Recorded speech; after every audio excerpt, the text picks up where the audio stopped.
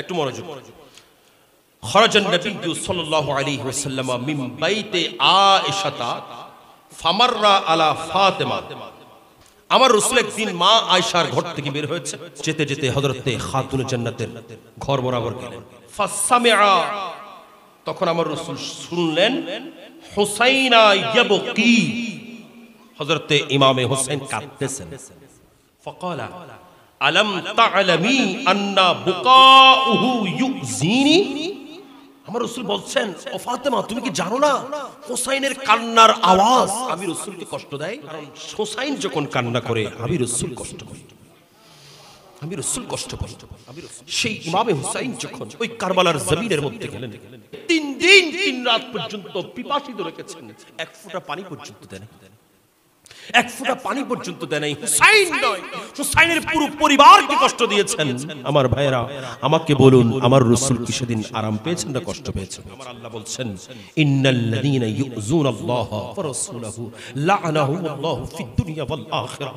যারা আল্লাহকে এবং আল্লাহর রাসূলকে কষ্ট দেয় তাদের জন্য দুনিয়া এবং আখিরাতে আল্লাহর লানত। মান রানি ফিল মানাম, যে ব্যক্তি আমাকে স্বপ্নে দেখলো, ফাকাত রাল হক, সে সত্যিকার আমি রাসূলকে দেখেছে। কেন? ফা ইন্না শাইতানা লা ইয়াতামাসসালু বি, কারণ শয়তান আমি রাসূলের রূপ ধারণ করতে পারে। এটা বুখারী শরীফের হাদিস।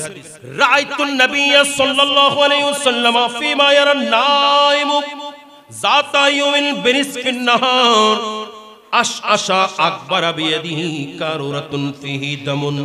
আব্দুল্লাহ ইবনে আব্বাস রাদিয়াল্লাহু তাআলা বলেন, 61 হিজরি 10 মুহররম দিনের বেলা যখন জুমার পরে আমি একটু কাইলুলা করতেছিলাম, তখন স্বপ্নে দেখলাম আমার রাসূলের নূরানি চুল মুবারক আওলা জাওলা হয়ে আছে, আমার রাসূলের নূরানি দাড়ি মুবারক আওলা জাওলা হয়ে আছে, এবং আমি দেখলাম আমার রাসূলের হাতে একটা শিশি মুবারক আছে। ফাকুলতু, আমি আব্দুল্লাহ ইবনে আব্বাস বললাম, বিআবি আনতা ওয়া উম্মি, আমার মা বাবা আপনি রাসূলের কদমের মধ্যে কুরবান। মা হাযা ইয়া রাসূলুল্লাহ, আপনার হাতে এই শিশিটা কিসের?